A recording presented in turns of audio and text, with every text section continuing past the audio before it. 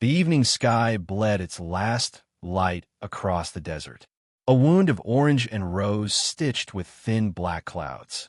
Wind walked the canyon floor like a tired ghost, and the sand hissed softly as if it remembered things. No living soul could tell. A lone rider moved through that hush, his silhouette long and bent by years of riding nowhere in particular. The horse beneath him, an old sorrel with a white blaze, clopped slow, careful steps, each hoof sinking just enough to leave prints that the wind would erase before morning. This was the cowboy. No one called him by name anymore. Names belonged to men who stayed, and he was a man who drifted. He carried no map, no promise of gold, just a canteen that never seemed full enough, and a quiet ache behind his ribs that had outlived every town, every card game, every woman's smile. The war had ended years ago, but its dust clung to him still. He rode because stopping felt like dying. Ahead lay the faint glow of a dead campfire. He might have passed it without a glance, had not the wind carried a sound too small to be coyotes and too human to ignore. A thin, ragged cough, like a child trying not to cry. He reined in the sorrel, listening. Silence. Then another cough. He swung down, boots sinking in soft dust, and walked toward the dying embers. The smell of scorched mesquite and cold ash hung in the air. There she was, a small figure wrapped in a torn blanket, dark hair tangled with grit, face smudged and hollow-eyed. She could have been 10 or 12, the way hunger and fear blur age. Her lips were cracked. Her hands clutched a stick as if it were a weapon, though she trembled so hard the stick rattled against the ground. The cowboy knelt at a distance. He did not speak right away. Words in a moment like this can be as sharp as bullets. Instead, he set his canteen on the earth between them and pushed it forward with 2 fingers. The girl's eyes, black, bright, fevered, watched his every move. At last she reached, lifted the canteen, drank as if she feared the water might vanish. He eased off his coat, laid it over her shoulders without ceremony. The weight of it made her flinch, and then go still. Like a rabbit learning a hand can be gentle, she whispered something in a language he did not fully understand, Apache words. Half lost to coughing, he did not ask for a translation. He only answered in his own quiet way. A small fire built from his saddlebag kindling, bread softened in water, a strip of jerky torn into child-sized pieces. Night thickened. Coyotes yipped somewhere far off, their voices thin as broken glass. The cowboy stared into the flames, his face carved in orange light, and for the first time in a long while, he felt the weight of another heartbeat near his own. Days passed like pages turned slowly. He did not take her name. She did not take his. Names felt like promises, and they both knew promises were fragile. They traveled together for a handful of mornings, the girl riding behind him on the sorrel, her small hands gripping the worn leather of his belt. She spoke little, but sometimes she would hum a tune under her breath, low, trembling notes that might once have been a lullaby. He tried, in his clumsy way, to teach her small things, how to wrap a bandage tighter, how to read the signs of rain in the smell of the earth. And she, in her silence, taught him too, that a man can still be trusted, even after trust has gone to dust. But the world does not leave gentle things alone for long. On the 4th morning, they reached a trading post perched at the edge of nowhere. A group of women from a distant band had come there, seeking supplies.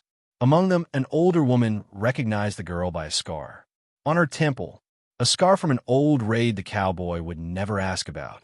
Tears flowed. Voices rose, half grief, half relief. The girl stood between the 2 worlds, the women calling to her in Apache, the cowboy standing a few steps back, his hat low over his eyes. She looked up at him. In her gaze flickered 1,000 things she could not say. Fear, gratitude, a question about whether he would stop her or keep her. But he only touched the brim of his hat, a gesture more blessing than farewell, and stepped aside. The women drew her into their circle. They wrapped her in a new blanket, braided her hair, spoke to her in the tongue of her birth. She glanced back once. He stood there like a weather-beaten post, one hand resting on his horse's neck. He tried to smile, but it came out more like a nod. She did not wave. She only held his coat tight around her shoulders, until one of the women took it off and handed it back. Then she disappeared into the cluster of figures, moving away from the trading post. He mounted the sorrel. The sun had climbed high and mean by then. He rode out without looking over his shoulder, but the sound of her small hum lingered in his ears long after the wind had taken it. That night, alone by his own fire again, he laid the coat across his knees. It smelled of smoke and sage and something else, something like a promise he hadn't meant to make. He watched the stars come out one by one and wondered if he would ever see those eyes again. The desert answered only with silence. But sometimes, when a man has done one true thing, without expecting return, the world keeps its own memory of it. It hides the memory away, lets it ripen like seed beneath the sand. 15 years can pass, and still, somewhere, a heartbeat will remember the sound of water offered, the warmth of a coat draped across thin shoulders, the quiet company of a stranger who did not demand name. The desert has a way of swallowing years, the way the wind swallows hoofprints. You think you'll remember exactly where you've been, but one morning the horizon tilts, and time has shifted like dunes overnight. 15 years passed. The cowboy's hair had gone to silver at the temples, and the lines at the corners of his eyes looked like dry creek beds carved by storms long gone. His sorrel was gone too, buried under a lone cottonwood tree in a wash. No map would ever show. The new horse beneath him was taller, darker, but the saddle creaked the same, and his back ached in the same old places.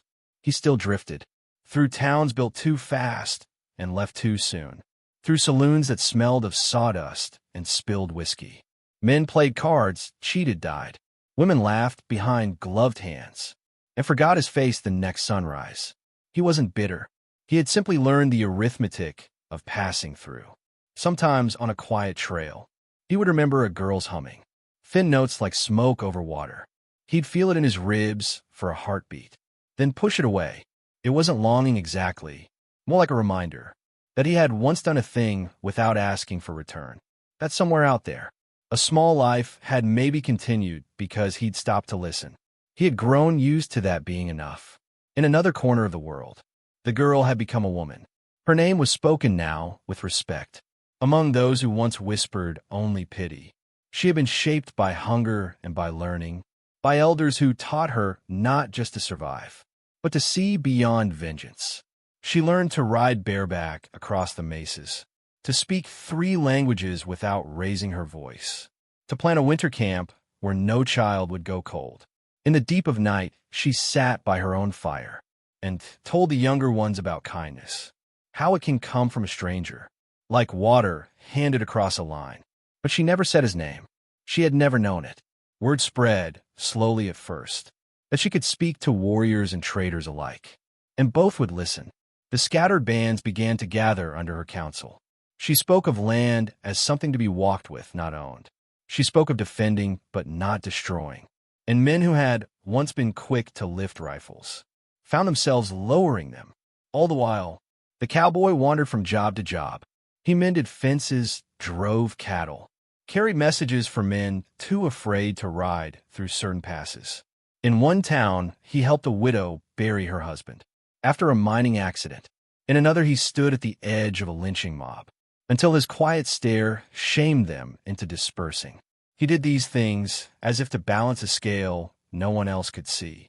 2 side figures wove in and out of his drift.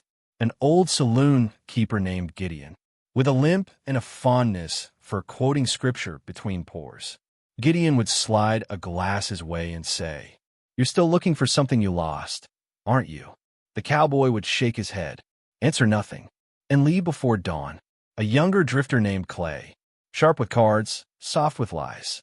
Clay rode with him for a season, then slipped away one night with half the coin from a payroll job. The cowboy didn't chase him.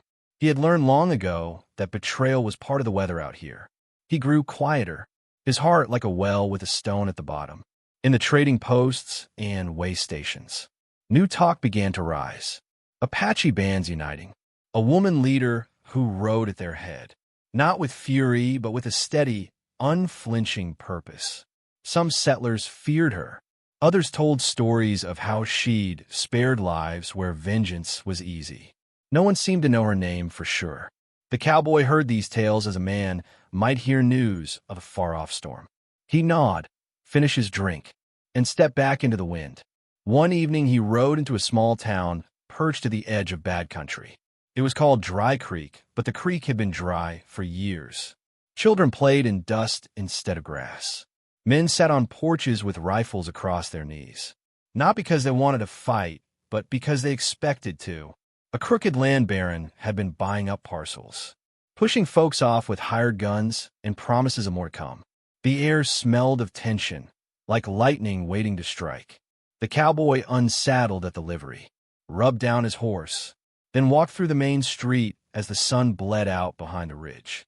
He felt the eyes on him, the same eyes that always watched a stranger, weighing whether he'd be trouble or salvation or just another passing shadow. He rented a small room above the saloon. Gideon wasn't here, but the bar smelled like him anyway. He sat at a table, hands around a tin cup of coffee gone cold, listening to the mutter of townsfolk, names of hired guns, rumors of an attack, whispers that someone out there was gathering warriors who might stand against the Baron's men. He didn't know it yet, but the circle of his life had begun to close. Out in the desert beyond the town, dust rose from the hooves of many horses. A woman rode at the front.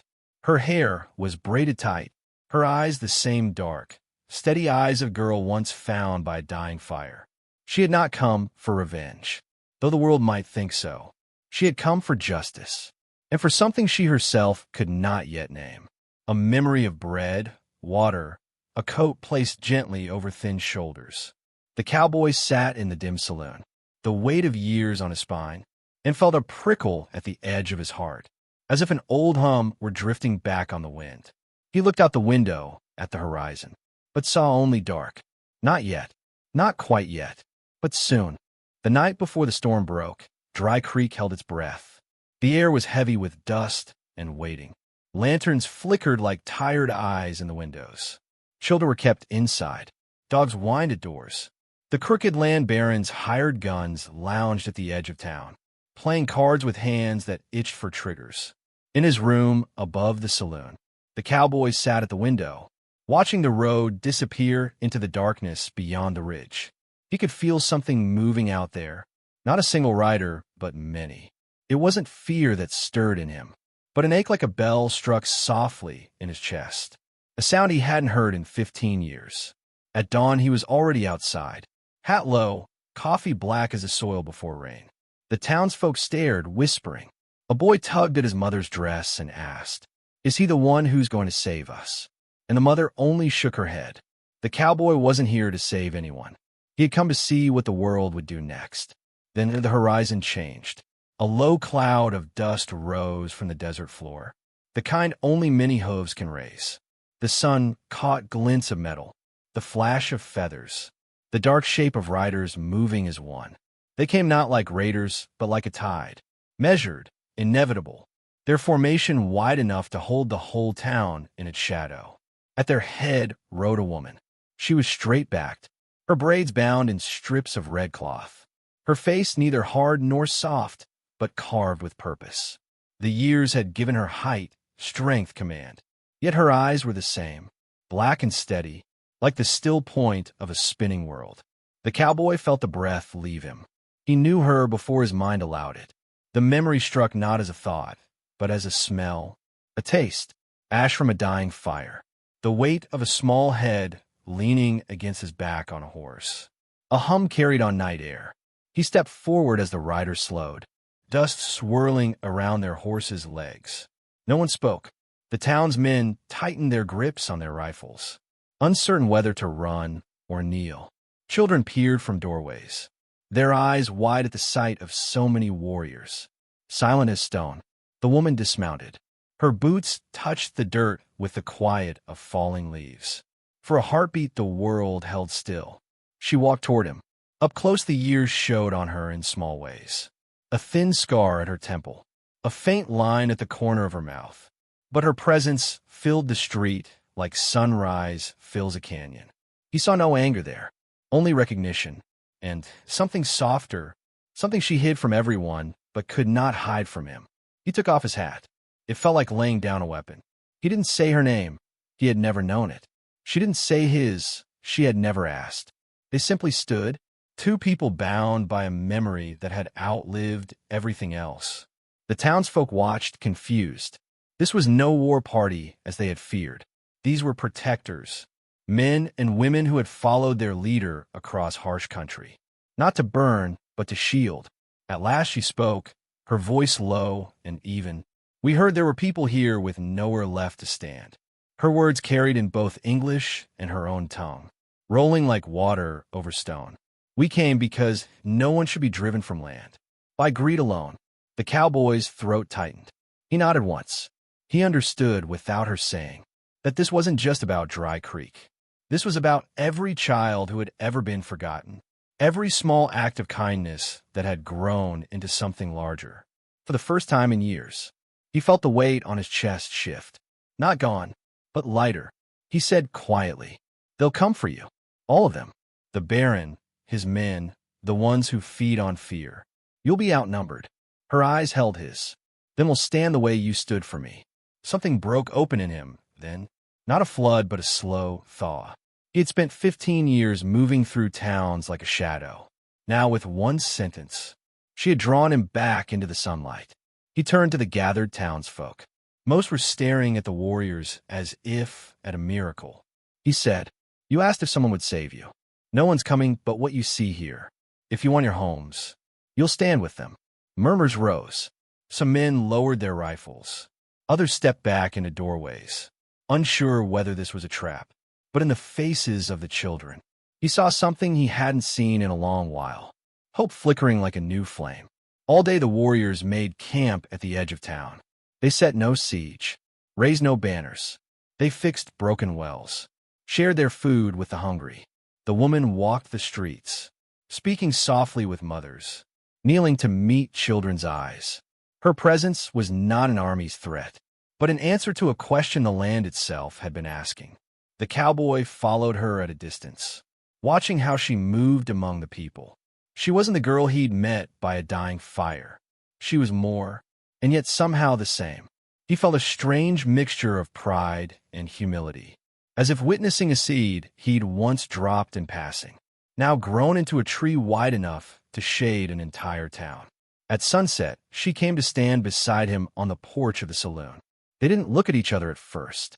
They watched the horizon, where thunderheads were building in the far distance. Finally, she said, "Do you still ride from place to place?" "Yes." "Do you still listen more than you speak?" "Most days." She gave a small sound that might have been a laugh. Then, softer, "You gave me water once, and a coat. You never asked me for anything." He said, "I didn't have anything to ask." She looked at him then, eyes shining not with tears but with a kind of fierce gratitude. It stayed between them like a third presence, unspoken but real. Below them, townsfolk and warriors moved together, hauling barrels, stacking sandbags, preparing not for conquest but for defense. The Baron's hired guns had retreated down the valley to regroup, their campfires flickering like distant warnings. The cowboy realized that for the first time in years. He was not planning to ride out before dawn. His horse stood saddled, but he did not move toward it. He stayed on the porch until the stars came out, until the hum of her voice rose again from somewhere in the camp, like a thread pulled through the fabric of the night. The sound reached him, and the years between them fell away. Tomorrow would bring guns, threats, blood perhaps, but tonight there was only this. Two lives once brushed together by chance, now standing side by side, ready to face whatever came, not as savior and saved, but as equals. Morning rose like a blade drawn slowly from its sheath. The sky was pale steel. The wind carried a scent of iron and rain. Dry Creek stood behind its barricades of barrels and wagons. Children tucked in cellars. Women moving with quiet purpose. Men gripping rifles with hands that shook less from fear than from resolve. On the ridge, the Baron's men gathered. A crooked line of hired guns. Faces hidden under hats, pulled low. Horses stamping nervously. There were more of them than townsfolk and warriors combined. Their banners were not flags, but dust clouds. Their law not justice, but coin. The cowboy saddled his horse at first light. He had thought he'd forgotten what it felt like to ride towards something rather than away. But as he tightened the cinch, he realized his hands were steady. He felt no glory in it, only a calm he had not known since before the war. The Apache woman stood near the well, braids dark against her shoulders, eyes fixed on the horizon. She spoke softly to her people, not rousing them with shouts, but grounding them with words like stones in a riverbed. We will not fire first. We will hold the line. No one here stands alone. He rode to her side. She looked up, and in her gaze he saw the whole circle of their story. A child by a dying fire, a man who had once stopped, the long years between, and now this, two lives converging again under a sky heavy with rain. She said, "You do not have to stay." He said, "I already stayed." A small smile flickered at the corner of her mouth. She touched the horse's neck, then turned back to the ridge. The first shots came not as a volley, but as a single crack. A warning, a test. No one moved. Then the Baron's men advanced, hooves pounding like a storm over dry ground. What followed was not the chaos of dime novels. It was slower, heavier, a clash of wills and wind and dust. Warriors moved like shadows between buildings. Townsfolk held their ground behind carts. Bullets thunked into wood. Arrows whispered through air. The cowboy rode the perimeter, not charging but weaving, his rifle low, his eyes everywhere. He saw a boy slip from cover and swung down, dragging him back behind a wagon just as a bullet split the post. He felt the old sting of shrapnel in his leg, but kept moving, kept steady. The woman was everywhere at once, calling orders, lifting the fallen, her presence a calm center in the storm. She fought not to kill but to hold the line, to give the Baron's men a chance to break and run, before more blood was spilled. For a moment, the cowboy lost sight of her. He turned a corner and found 3 hired guns advancing, their eyes hard with desperation. He raised his rifle, but knew he would not be fast enough. Then an arrow hissed past his ear, and another, dropping the men to their knees. He turned. She was there, bow in hand, eyes locked on his. No words passed between them, but everything was said. Rain began to fall, first as a mist, then as sheets. The dust turned to mud. Gunpowder hissed damply. Horses slipped. The storm itself seemed to choose sides, smothering fire, dulling the edge of violence. The Baron's men faltered. Some threw down their weapons and fled down the ridge. Others tried to press forward, but found no opening.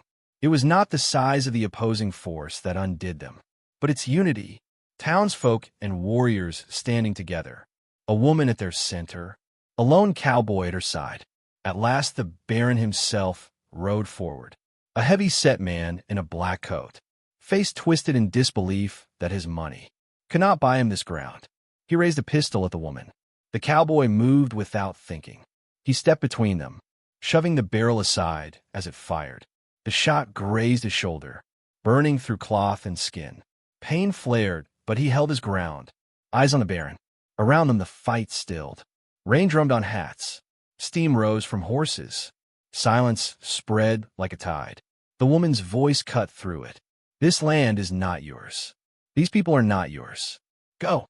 Something in her tone, or in the sight of the cowboy, bleeding yet unbowed, broke the Baron's last shred of nerve. He spat, dropped the pistol, and wheeled his horse. One by one his men followed, their retreat a long, wet line into the distance. When they were gone, the woman turned to the cowboy. Blood seeped through his shirt, mingling with rain, but he was still on his feet. She reached out and steadied him by the arm. For a long moment they simply breathed. The storm softened, leaving only the smell of wet earth and gunpowder, and the sound of children emerging from cellars.